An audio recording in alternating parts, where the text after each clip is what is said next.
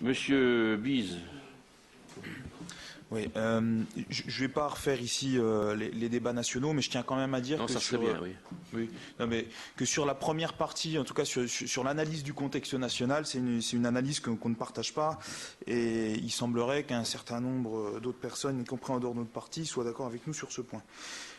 Sur les recettes, il me semble important de rappeler quand même que depuis 2014, c'est quand même, on vous en avait parlé, c'est près de 15 millions d'euros qui n'ont pas été versés à la ville de Besançon par l'État, et que ces baisses de dotation ont des conséquences à la fois sur notre collectivité, mais aussi derrière sur l'emploi et surtout sur les plus modestes qui sont pour qui les services publics communaux ont une grande utilité dans leur quotidien.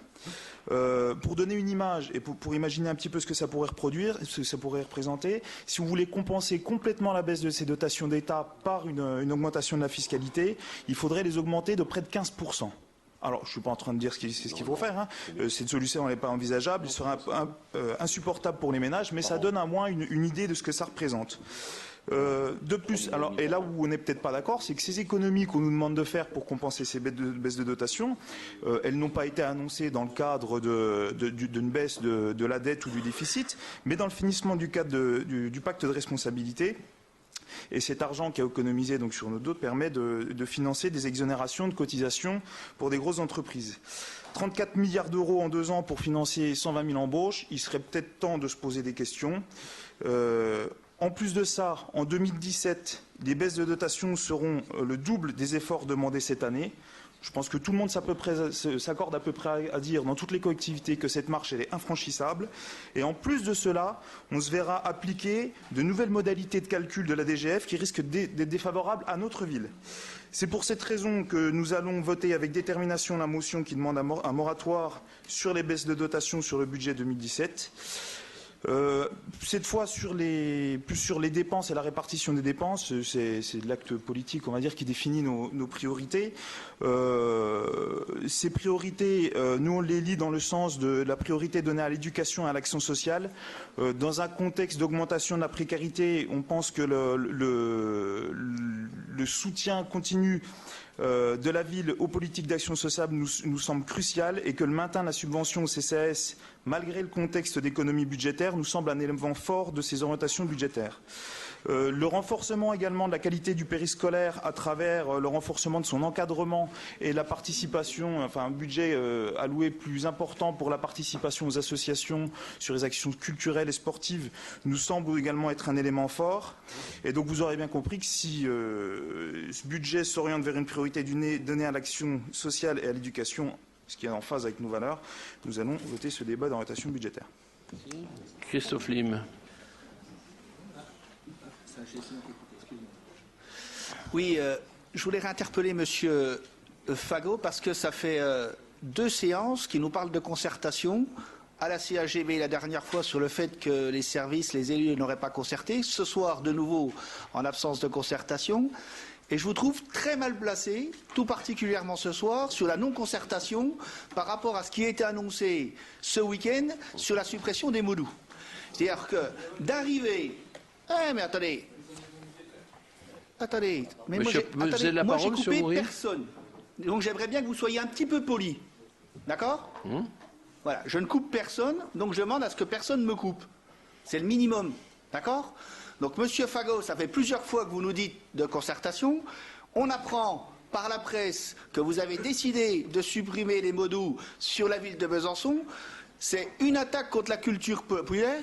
C'est un organisme de rayonnement de la part de la ville de Besançon.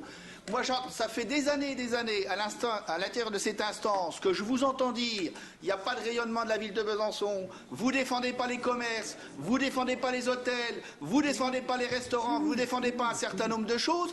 Et la première chose que vous prenez comme décision, c'est de descendre la ville de Besançon, d'arrêter une organisation culturelle, populaire, qui était très intéressante. Et le principal argument que vous nous développez, c'est dire que le montage des tentes coûte 170 000 euros.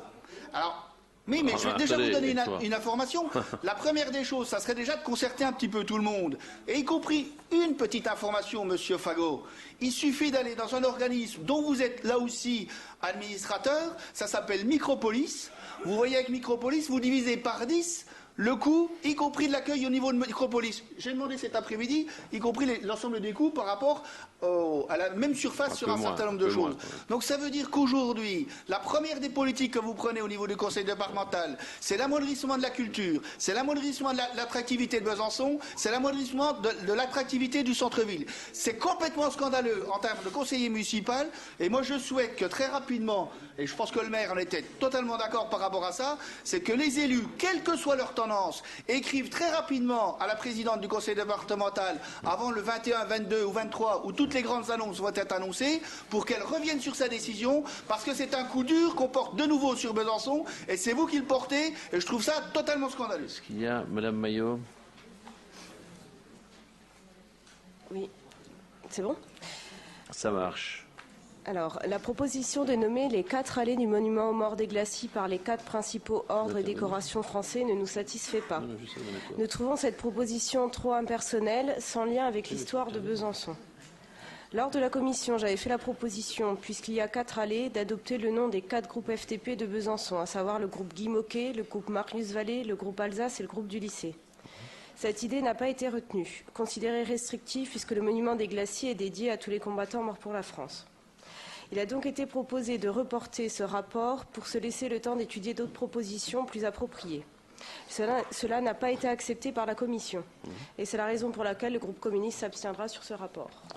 Thibault. Oui, juste quelques mots pour dire qu'à la lecture de cette convention de coordination, on a plus l'impression on demande beaucoup de choses, que la police nationale demande beaucoup de missions à effectuer à la police municipale et qu'on est malheureusement progressivement dans un transfert des missions du national vers le municipal pour venir en supplément, je pense, dû notamment à la baisse des effectifs de la police nationale qui n'est pas en mesure de pouvoir assurer toutes ses responsabilités. Mais pour autant, ce n'est pas aux Bisontins d'aller assumer, y compris financièrement, le manque de capacité d'intervention de la police nationale. Donc voilà, nous on déplore ce glissement des missions nationales vers les municipaux et c'est pour ces raisons qu'on s'abstiendra sur ce dossier.